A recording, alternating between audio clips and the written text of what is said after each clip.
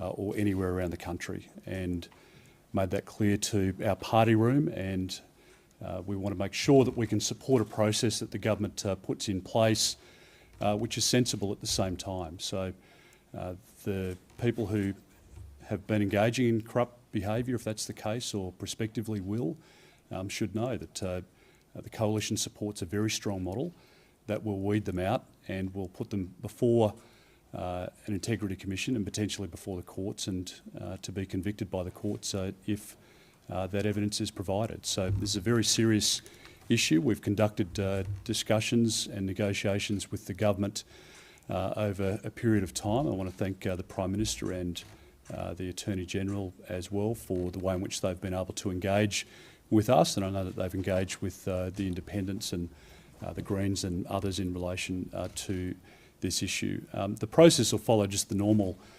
process of dealing with bills. It hasn't been before our party room yet, although we've had discussions in our party room and at a shadow cabinet and leadership level in relation to the issue. So once the bill, obviously having been introduced today, is examined, there will be the process of the inquiry, and that will no doubt give up arguments for amendments, etc. So we'll have a look at all of that. We'll assess that as a party in time on a case-by-case basis, and then we'll make an assessment in relation to how valid they are and whether or not we agree with the points that have been made. I think the important thing about the Senate inquiry is, or the select inquiry, is that it's going to allow people to give evidence about their experience, and we want a situation where people who have committed a criminal act are held to account.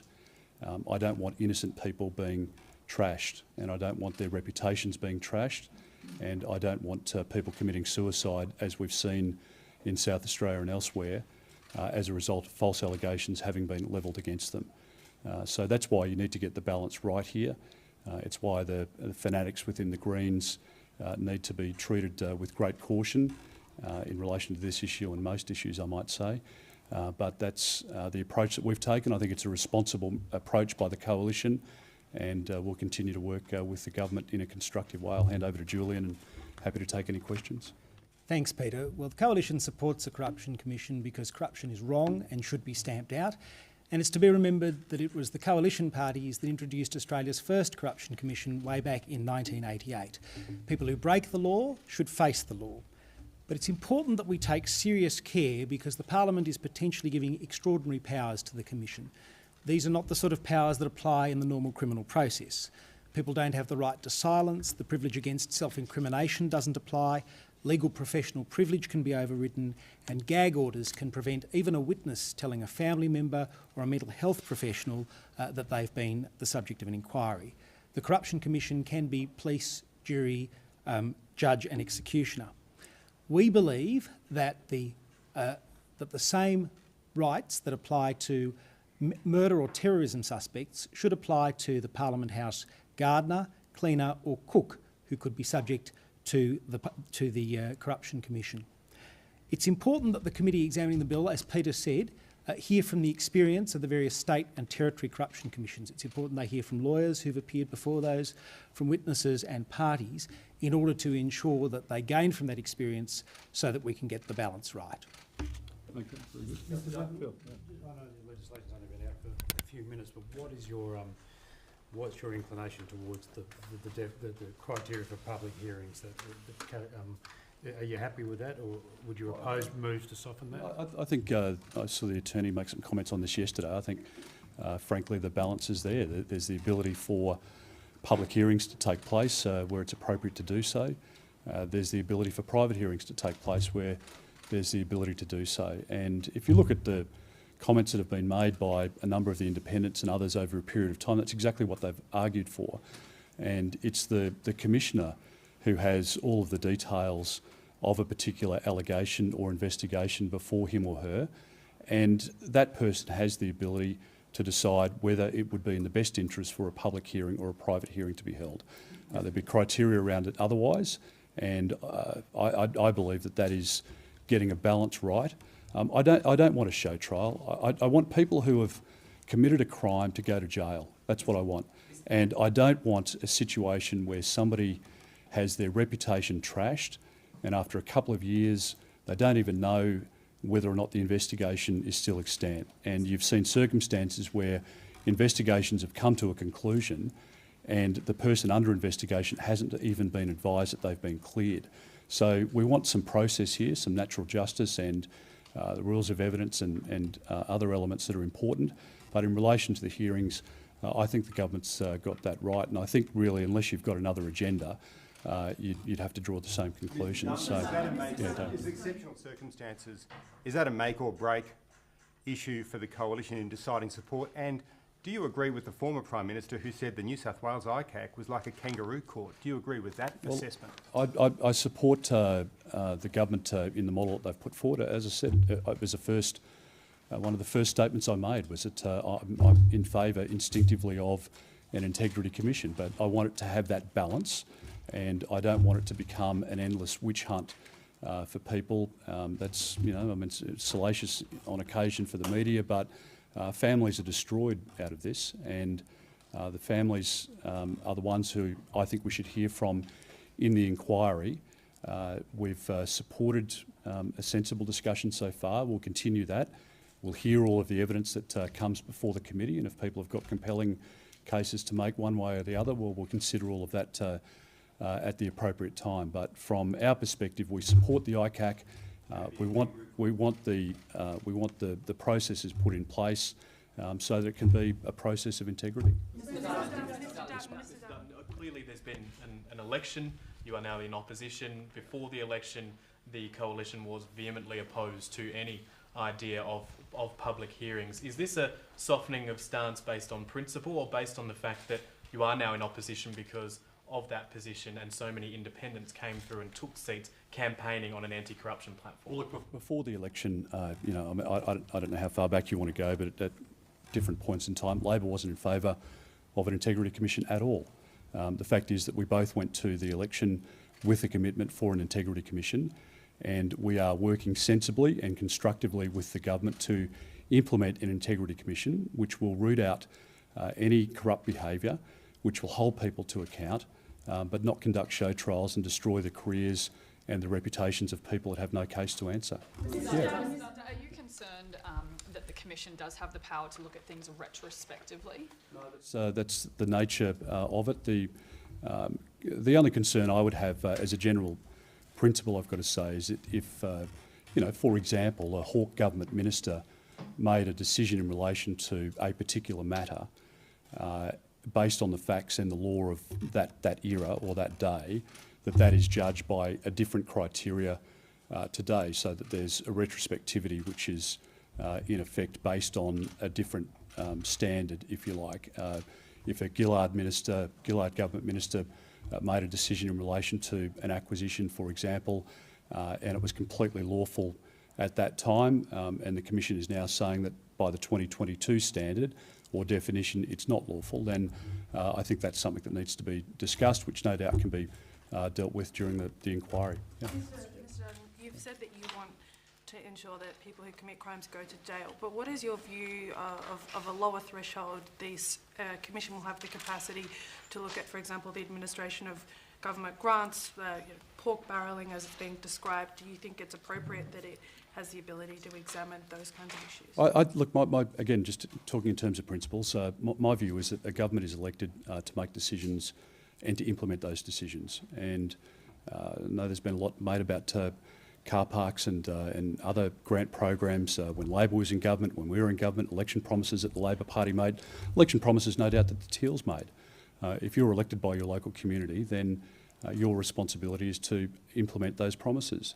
Now, a car park that's near completion in my electorate, probably one of the biggest issues locally, because the state government wouldn't fund it, the local council didn't have the money to fund it, and there was support from the federal government because it was a red-hot local issue that when you spoke to locals, they had safety concerns for their kids on bikes and whatnot in the morning, cars parking up on footpaths across driveways.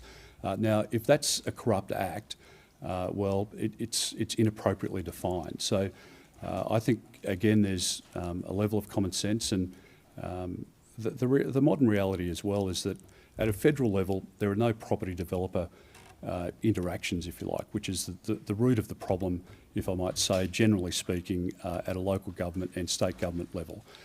Ministers in this government, as was the case when I was a minister during the last 9 years, the decisions around contracting and all of that procurement, it rests with the department, to be honest, in most circumstances. So I just think we need to be realistic about what level of corruption you think there is. And I know there's a lot of hype from some of the independents, etc. But I think just a calm, measured approach to what's a very serious issue is what's required. You're concerned, though, on that element of retrospectivity, that the first few high-profile cases of this National Integrity Commission could be members of the former government. I'm not concerned. If people have done something wrong, then they should be held to account. I don't care whether they're Liberal, Labor or Teal or Green, whoever they are. If somebody's been involved in corrupt conduct, then they're rightly captured. If it's a show trial and it's a witch hunt and the process is being abused and there are vexatious complaints, then I have a problem with that. And so I think we've shown in a number of circumstances, most recently in relation to this debate, that we will have a mature response and a response from the coalition which is considered, and that's what we've done in relation to this matter. Mr Dutton, on Four Corners you said that the government had conceded your point about show trials and that you were confident that you could support their bill. Is that evidence that a deal has already been done, and did you lobby for the exceptional circumstances threshold for public hearings? Well, as I said, we've had discussions with the government which have been conducted in good faith. I'm not going into the detail of what the government said was their position or what they argued back and forth. We had a sensible discussion with the government, and I've got a good relationship with the Prime Minister on a number of issues. It's in our national interest that that's the case, and I'm not going into the detail of those discussions. Michelle. Just on the question of your relationship with the Prime Minister, you've obviously had these productive discussions on the Commission. Do you expect to have consultations with him or to be consulted on the Commissioner, because obviously the Commissioner, or who leads the Commission, will have a great deal of power? I think that it's a courtesy that should be extended, but that's a question really for the Prime Minister. It hasn't been opened up so far. I haven't had that discussion with him. It's an important question though, because what I don't want the Commission to be is a branch office of Slater Gordon. I don't want it to be filled with lawyers who have just come out of the Fair Work Commission because they see, a more interesting area of practice. This can't be an anti-coalition thing. It's an institution which is important. The rule of law applies equally to everybody, and that is something that we live and die by. And I don't want to see that subverted for political purposes. So it would be effectively, in my judgment, an act of corruption if this body was used and it was used inappropriately to try and pursue somebody. Now, that's why the appointment of the Commissioner is incredibly important, and I would expect there to be consultation. I would expect that person to be a person of considerable standing, and I'm sure the Prime Minister has that in mind. So, Andrew? Yeah. I wouldn't mind asking on a different matter, but if you want to exhaust questions on that. Mr Dutton, can I just ask, on the powers of the Commissioner, can I just take you to some of the powers outlined in the bill? So it will be able to compel people to produce documents or information, obtain a warrant to enter and search premises, including Commonwealth premises without a search warrant, seize evidence and exercise limited powers of arrest to ensure attendance of a hearing. They'd also be able to intercept telecommunications and use surveillance devices. Does that, on the face of it, concern you at all, or is that as you would expect? Well, that's the nature of the integrity commissions. There's significant powers, and that's why there needs to be safe checks and balances in place. And to Michelle's point before, it's why the appointment of the Commissioner is particularly important, so that you have somebody of integrity beyond reproach, and to make sure that those significant powers are used judiciously and in a way that would be in accordance with the law. But Julia might add to that. Yeah, look, it's why the work of the committee is going to be important, because we want to hear the experience of what's occurred in the different state commissions where they have exercised those powers, and to test whether the safeguards that have been put in place for this commission meet the experience on the ground of the performance of those powers at the state territory level. I've got one on another matter. Does anyone have? Mr. Dutton, I'm just circling back to David's question. It sounds like the Greens and the Teals are going to push quite hard to have the threshold for a public hearing lowered so that it's more likely to happen. But for you, is that sort of exceptional circumstances? Is that a deal breaker in terms of the legislation? Like, would you not want to go ahead? Well, I'll just make this point. I mean, what's the motivation of the Greens and the Teals here? If their argument is that the Commissioner doesn't have the capacity or the rigour in his or her process to determine whether, on all of the facts available to them, not publicly known, that there should be a public hearing or a private hearing, what is their argument against that? I mean, there are some within the Greens and some independents who want to see melee in this place and want to see the system pulled down. I'm not of that view. I actually am a strong defender of democracy in this country and a strong believer in the system that we've got that means that we enjoy one of the best countries in the world today. And I'm not going to see that trashed by people who want to see it trashed for their own political purposes. And that's why I think it's been important for us to be constructive, to be sensible and pragmatic in our approach to our discussions. We haven't been dogmatic. We haven't been, drawing red lines and the rest of it. There'll be elements of the bill that we don't agree with when it passes through the Parliament. But its general principle we do agree with, and I want the safety checks and balances in place because this is something that will survive for generations. And that's why I think you should frankly ask the Greens why they don't trust the Commissioner on all of the facts known and available to the Commissioner to make the decision about whether a hearing should be public or private. Mr. Dutton, can I just go back to about the selection of the Commissioner? Do you take some heart from Mr. Dreyfus saying yesterday that no one should be seeing this commission as some kind of vehicle for political payback?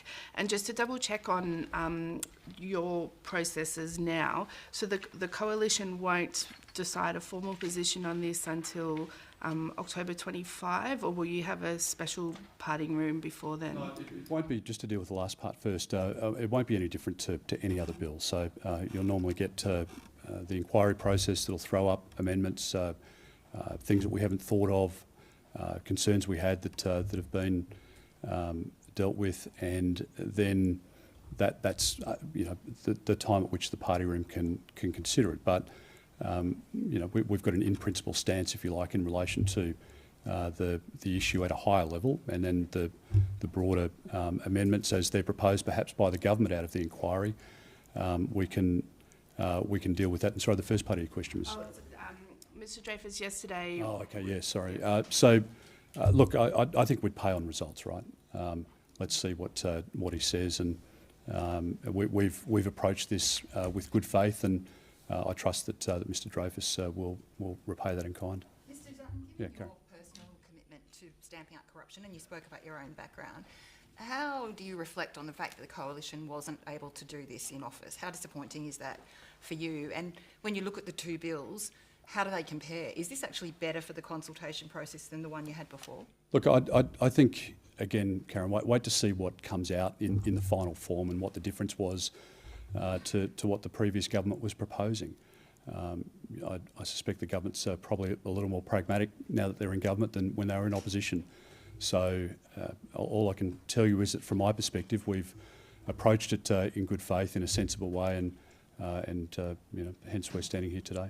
Is it a personal disappointment for you, though, that you didn't manage to get it done when you were in office? No, I'm happy to be here in this position now where I can affect an outcome, and that's what I'm doing. Yeah. Can I ask questions on a couple of different matters? Firstly, with the two of you before us, for I think the first time since the election, on The Voice, should Julian Leeser come to you and recommend that the coalition back it, are you prepared to back his recommendation, even if it defies the view of your Indigenous Senator Jacinta Price? That's the first question.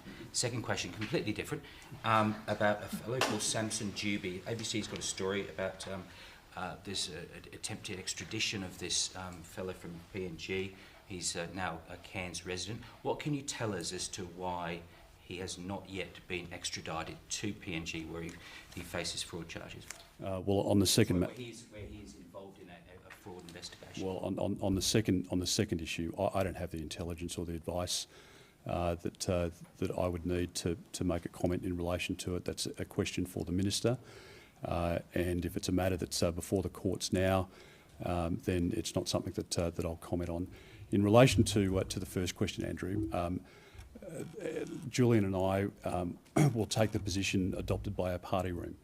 That's the position that we'll take. So, as the caucus is sacrosanct within the Labor Party process, so too is our party room. And there are a range of views within our party room on what's a very important issue. Again, I think we've had a very sensible, mature approach to this issue. It causes me concern that even the most basic of questions can't be answered by the government, and I think that's given rise to confusion even with Indigenous leaders that I've spoken to in the last 24 hours who are concerned about what is happening, what's in place, and what the next steps will be. So the government, the Labor Party, the union movement is a well-oiled machine, and I think it's quite, I think it's frankly quite surprising that the steps haven't been more defined and the approach, more strategic. But that's an issue for them, and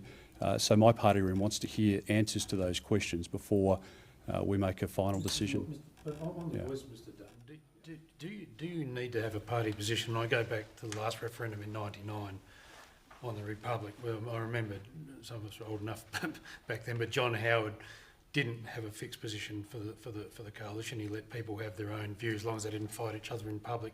And as I remember, I think Kim Beazley... Did it work out or not? Except for Don't think so. The odd skirmish between Vanstone and Minchin. But other than that, it was fairly civil. And Ruth. And Ruth, yeah. So do you feel the need to have a binding party position on the voice, or would you prepare to let people... Phil, again, our position will be the party room position, and there are different options open to the party room at the time of the discussion. The problem at the moment is that you don't have enough facts before you to make a decision. I had one of the mining CEOs in the other day. I think they were doing the rounds with the government ministers and came to see us. And in that circumstance, for example, where you've got a settled arrangement between the local elders and that mining company, you've got a royalties arrangement that's been negotiated. You've got employees, Indigenous employees within the mine. That local area reliant on the activities of the mine because there aren't many other industries there. What happens in that circumstance if there is a piece of legislation here that would curtail the activities of that mine or impact on another development application, etc.? Would the voice of the local elders be overridden by the voice of the elected representatives? I don't know, and my only point is that I think there are reasonable questions to ask, and so far we haven't had the answers. So let's get the answers so we can go from there. Would it be politically tenable for you to support the voice if Jacinta Price tells you not to? Andrew, I'll let you make all of those political judgments, but that's your third question, and others haven't asked at all. So, yeah. Just to move into Optus, so the coalition have called on the government to provide new passports for victims of the cyber attack. Who should pay for that? Should that be the taxpayer, or should Optus foot the bill? Well, it's, in the first instance, the most important aspect is to make sure that people's position is secure. So leaving what the government's done or hasn't done, or Optus the same to one side, the most important message for people to hear at the moment is that they need to, if they think they've been affected, they've been contacted by Optus, or they're a customer or a past customer, say in the last 5 or 6 years of Optus, they have to take actions to protect themselves. So changing their passwords, jump onto a website, idcare.org. We provided them with funding when we were in government. They're a very important partner. Get some information, take up the offer of the Equifax membership so that you can monitor whether or not there's unusual activity on your credit applications, etc. Make sure that you change passport numbers, driver's licence numbers, etc. if that's what's required. So directly in relation to your question though, The most important thing is that it gets changed. So the government should waive that fee if that's appropriate. People should pay the fee and then seek to recover it either from a government level or from the individual level from Optus in due course. And frankly, Optus should meet the cost of that. And I don't know whether that's something they've announced or not, but it's something they should if they haven't. But look, I mean, there'll be all sorts of legal actions and different actions that are taken by individuals collectively or whatever in due course. But the most important thing at the moment is to make sure that people protect their own finances, because identity theft is rife, and if people see any unusual activity, then they need to make sure that they report that. Let's make this final point. I mean, Claire O'Neill has basically been missing in action on this issue. I think there are some things I'd give the government a tick for since they've been elected. I think this has been a very significant failure. This is something that affects 10 million Australians in varying ways. And the minister took days before she put a tweet out and found time to go to, football and tweet about all of that. And all the while, people were being put in a vulnerable position. And I don't think that's good enough. And I think a lot of Australians, frankly, could have acted sooner had Claire O'Neill got off her hands and acted. So, if there's any argument for changing federal law so that there would be fines imposed on Optus or companies like that in this situation in future? We're open to that. Look, we live in a different age. I mean, this is like saying that, in 1980, somebody went down to Optus, broke into their building and stole, filing cabinets full of personal data. That would be the equivalent. Now, today we all live our lives online. We talk about our kids being on our devices. We live constantly on them ourselves. And we do internet banking, all sorts of secure messaging, and it's how you live your life. Now, if that device is compromised, or if the data is compromised, or if there aren't adequate protections put in place by companies that should be providing that protection, then there should be a price to pay. And that would be a very significant shot across the bow to other companies that have inadequate processes in place. I acknowledge that Optus is doing everything they can in a difficult circumstance. And we don't know whether it was a complicated compromise or whether it was a simple intrusion. Seems to be a conflict in what's coming out of the government on that front. But whatever, we are in a situation where our kids are having data stripped from their phones every day. We've made this point about TikTok and Instagram and others. These data packages are going to follow these kids for their entire life. And if we don't take a better interest in what is happening online, then our kids are going to be exposed to all sorts of compromise later on, to blackmail and the rest of it. And that is just the modern reality. And I think this is just a wake-up call for Australians. If you have a state actor, as we saw during COVID, taking information of people's health records, their personal health records, results of blood tests, the aged care records of individuals, that is something that we wouldn't tolerate in the real world, so why would we tolerate it online? We might just do one more. Yeah, at the back.